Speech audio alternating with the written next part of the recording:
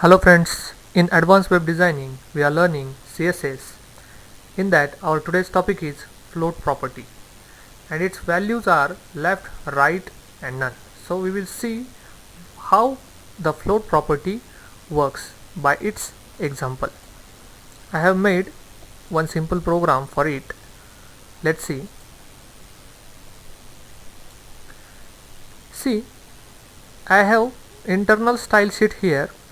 In style tag I have made two classes, left float and right float, float left and float right.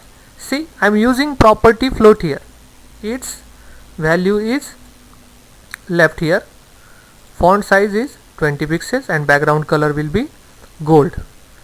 Likewise, similarly float right class is having property float.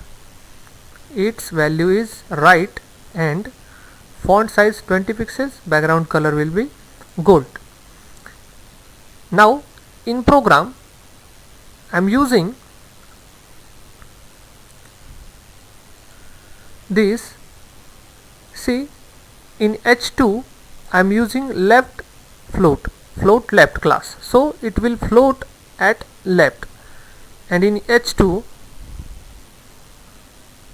here I am using float right class, so this appearance of H2 class, float right class, will float this Bal Bharti text at right of your screen.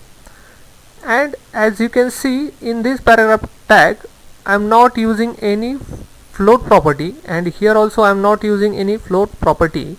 This text arranges itself to flow around the element that is floated left, so it will be adjust itself by its floated element.